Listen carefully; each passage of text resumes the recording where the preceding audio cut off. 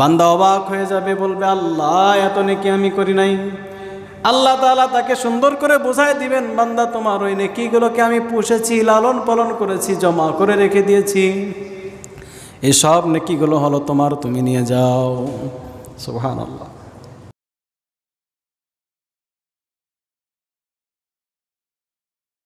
ছোট্ট একটি হাদিস তিলাওয়াত করেছি। আল্লাহ তাআলা চাহেন তো আয়াত এবং হাদিসের আলোকে যে কথাগুলো আলোচনা করলে বললে আমার এবং আমাদের সকলের উপকার হয়, আল্লাহ তাআলা যেন আমাদেরকে সেই কথাগুলোই বলার এবং শোনার তৌফিক দান করেন, বলেন আমিন। কোরআনুল কারীমের আয়াতের মধ্যে রব্বে কারীম বলেন, লা ইয়ানালাল্লাহা লুহুমুহা ওয়ালা দিমাউহা ওয়ালাকিন ইয়ানালুহুত তাকওয়া মিনকুম। আল্লাহ তাআলার কাছে কখনোই পৌঁছায় না লুহুমুহা, তোমরা যে পশু কোরবানি করো এটার গোশত, এটা আমি আল্লাহ তাআলার কাছে পৌঁছায় না। ওয়ালা দিমাউহা, এই পশু জবাই করো এই রক্ত আমি আল্লাহ তাআলার কাছে পৌঁছায় না। ওয়ালাকিন ইয়ানালুহুত তাকওয়া মিনকুম, কিন্তু আল্লাহ তাআলার কাছে সরাসরি পৌঁছে যায়, সেটা হলো তোমাদের মনের তাকওয়া, খোদাভীতি, মনের একান্ত ইচ্ছা, যেই ইচ্ছা নিয়ে, যেই আগ্রহ নিয়ে, যেই চিন্তা করে তুমি কোরবানি দিচ্ছ, ওটা আমি আল্লাহ তাআলার কাজ পর্যন্ত পৌঁছায় যায়। তুমি যদি ভালো নিয়ত করো তাহলে সেটাও আমার পর্যন্ত পৌঁছায় যায়, তুমি যদি খারাপ নিয়ত করো তাহলে সেটাও আমার পর্যন্ত পৌঁছায় যায়। ভালো নিয়ত যদি করে থাকো তাহলে এটার বদলা প্রতিদান আমি আল্লাহ তাআলা তোমাকে অবশ্যই দেব, কিন্তু পক্ষান্তরে তুমি যদি খারাপ নিয়ত, অর্থাৎ এখানে শুধুমাত্র তোমার খাহেশ, ইচ্ছা পূরণের আশায়, মানুষকে দেখানোর জন্য কোরবানি অথবা গোশত খাওয়ার জন্য কোরবানি যদি দিয়ে থাকো, তাহলে সেই ইচ্ছাটাও আমার আমি পর্যন্ত পৌঁছা যায়। আর এই ইচ্ছার কারণে তুমি শুধুমাত্র গোশতটুকুই খাইতে পারবা, কিন্তু কোনো নেকি বলতে কিছুই পাবা না। আয়াতে কারিমার মধ্যে আল্লাহ রাব্বুল আলামিন বলেন, ইয়ানালুহুত তাকওয়া মিনকুম। ইয়ানালু, নালা ইয়ানালু, তাকওয়া অর্থাৎ খোদাভীতি। তাকওয়া কাকে বলা হয়? তাকওয়া বলা হয়, ছোট্ট একটা উদাহরণ দিলে খুব ভালো বোঝা যাবে। রমজান মাসে আমরা সকলে রোজা রাখি, কি বলেন, রাখি না? আপনার সামনে খাবার আছে, আপনি রুমের মধ্যে একা একা আছেন বসে, আপনার সামনে খাবার আছে, পাশে পানি আছে, শরবত আছে, সর্ব ধরনের খাবারের আয়োজন আছে। রুমের মাঝে কেউ আসবেও না, কেউ দেখবেও না, কোনো সিসি ক্যামেরা নাই, কোনো কিছুই নাই।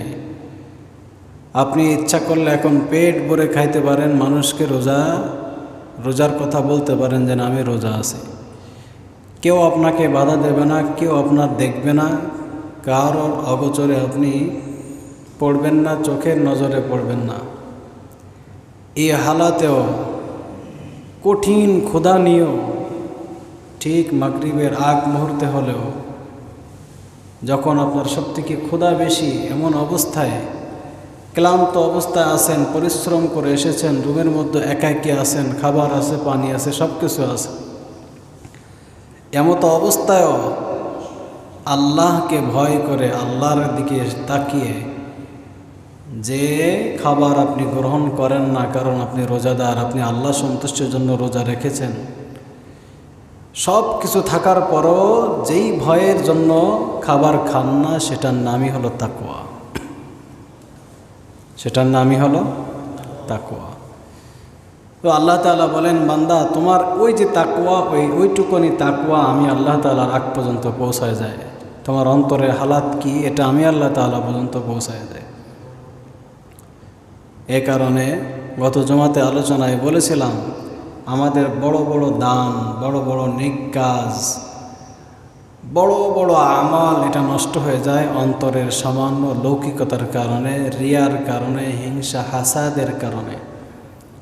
আবার অনেক আদনা থেকে আদনা ছোট ইবাদত, যেটা আপনার কাছে খুবই সামান্য মনে হয়, এটাও যদি আপনি আল্লাহর সন্তুষ্টির জন্য করে থাকেন, এটাকেও আল্লাহ তাআলা বিশাল আকারে আপনার সামনে উপস্থাপন করবেন।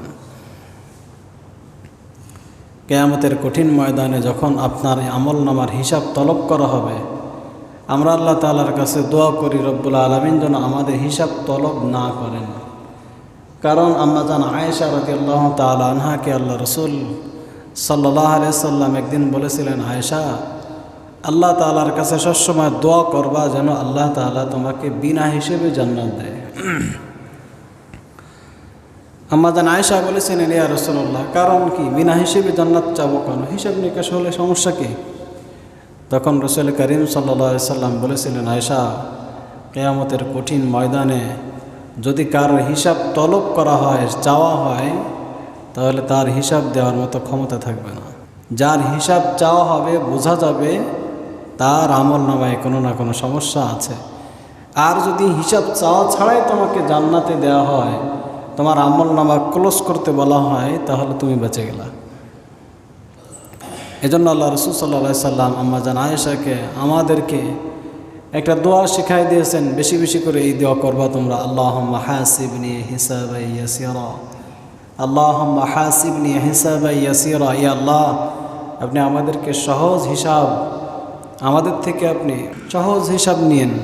আর সহজ হিসাব হলো হিসাব ছাড়াই। সহজ হিসাব কি? হিসাব ছাড়াই। কারণ হিসাব নিলে তার অবস্থা খারাপ হয়ে যাবে। তো বলতেছিলাম, কিয়ামতের কঠিন ময়দানে আদনা থেকে আদনা, ছোট থেকে ছোট ইবাদত, যেটাকে আপনি ইবাদতই মনে করেন নাই, কিন্তু সন্তুষ্ট ছিল, আল্লাহর সন্তুষ্টি ছিল, তো এই ছোট আমলও আল্লাহ তাআলা আপনাকে কিয়ামতের দিন বিশাল বড় করে এনে আপনার সামনে উপস্থিত করবেন। আপনি বলবেন, আল্লাহ, কি এত বিশাল আমল তো আমি করি নাই, আপনার ফেরেশতারা মনে হয় ভুল করে লিখে ফেলছে। হ্যাঁ, এরকমই হাদিসের ভিতরে আছে, এরকমই হাদিসের ভিতরে আছে। আল্লাহকে বলবে, আল্লাহ, ফেরেশতারা বলবে, এই হলো তোমার নেকি, এই হলো তোমার গোনাহ। সে বলবে, এত নেকি তো জিন্দেগিতে আমি করি নাই। কি বলবে? এত নেকি তো আমি জিন্দেগিতে করি নাই। আমি তো সামান্য একটু দান সাদাকা করেছিলাম, সামান্য ইবাদত বন্দেগি করেছিলাম, আল্লাহ তাআলার ফরজ ইবাদতগুলো ঠিক রেখেছিলাম, পাশাপাশি টুকটাক গরিব মানুষ ছিলাম, সামান্য কিছু দান ধ্যান করেছিলাম, এত বিশাল নেকি তো আমার না। রব্বুল আলামিন তখন তাকে ডাক দিয়ে বলবেন, হে বান্দা, তুমি চিন্তা করতেছো তুমি আল্লাহ তাআলার ঘরে, আল্লাহ তাআলার জন্য তুমি 1 টাকা দিয়েছো, কিন্তু আমি আল্লাহ তাআলার কাছে ওটা 1 টাকা ছিল না। বান্দা, তুমি নামাজের পরে সামান্য সময় আমি আল্লাহ তাআলার কাছে রোনাজারি করেছিলে, কান্নাকাটি করেছিলে। বান্দা, তুমি গোপনে সামান্য ইবাদত করেছিলে, কিন্তু তুমি এটাকে সামান্য মনে করেছিলে, কিন্তু আমি আল্লাহ তাআলার কাছে এটা সামান্য ছিল না। এ বান্দা, তুমি কাউকে নেক উপদেশ দিয়েছিলে, সৎ পরামর্শ দিয়েছিলে, তুমি মনে করেছিলে এটা তো শুধু পরামর্শই, এটার ভিতরে আবার নেকি আছে কি? কিন্তু আমি আল্লাহ তাআলা ওই সৎ পরামর্শটাকে রেকর্ড করে রেখেছিলাম।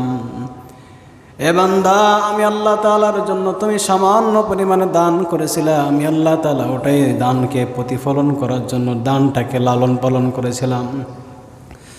যেমনিভাবে মানুষ উট, গরু, মহিষ, ছাগল লালন পালন করে, একটা মাদি ছাগল থেকে, একটা মাদি গরু থেকে যখন আরেকটা বাচ্চা হয়, থেকে আরেকটা, এভাবে বাড়তে থাকে, লালন পালন করার দ্বারা সম্পদ বাড়তে থাকে, ছাগল বাড়তে থাকে, পশু সম্পদ বাড়তে থাকে, গৃহপালিত পশু বাড়তে থাকে। আমি আল্লাহ রাব্বুল আলামিন বান্দা তোমার ওই ছোট্ট আমলটাকে লালন পালন করেছিলাম, এটাকে আস্তে আস্তে লালন পালন করে করে বড় করেছিলাম।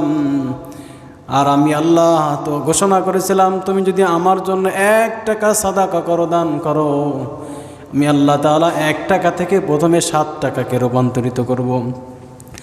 যেমনিভাবে একটা শস্য দানা আপনি জমিনের মধ্যে ফেলান, রব্বুল আলামিন কোরআনে হাকিমের মধ্যে সুন্দর করে উপমা দিয়ে বোঝায় দিয়েছেন, কামাসালি হাব্বা আম্বাতাত মিনহু সাবা সানাবিল।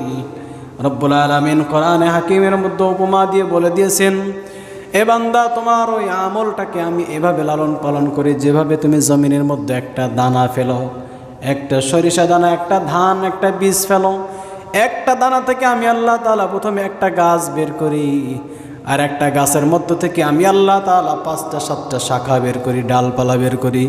এভাবে প্রত্যেকটা শাখায় 100 করে ধান হয়, 100 পিস করে ধান হয়। আল্লাহ তাআলা এই উপমা দিয়ে সুন্দর করে বোঝান, বান্দা আমার জন্য দান করেছিলে তুমি 1 টাকা, আমি আল্লাহ তাআলা এটা থেকে 7টা বানাইছিলাম।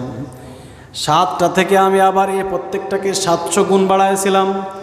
1 টাকা দান করেছিলে বান্দা, তুমি মনে করেছিলে সামান্য 2 টাকা 1 টাকা। আমি আল্লাহ তাআলার কাছে ওটা তো সামান্য ছিল না। আমি আল্লাহ তাআলা ওটাকে লালন পালন করেছিলাম। লালন পালন করার কারণে আজকে তোমার এক সামান্য নেকি দেখো কত বড় বিশাল নেকিতে রূপান্তরিত হয়েছে। বান্দা অবাক হয়ে যাবে, বলবে আল্লাহ এত নেকি আমি করি নাই। আল্লাহ তাআলা তাকে সুন্দর করে বোঝায় দিবেন, বান্দা তোমার ওই নেকিগুলোকে আমি পুষেছি, লালন পালন করেছি, জমা করে রেখে দিয়েছি। এই সব নেকিগুলো হলো তোমার, তুমি নিয়ে যাও। সুবহানাল্লাহ। এজন্য এটা পাবো কখন? যখন অন্তরের ইখলাস থাকবে। অন্তরের ইখলাস থাকবে যখন, তখন এটা পাবো।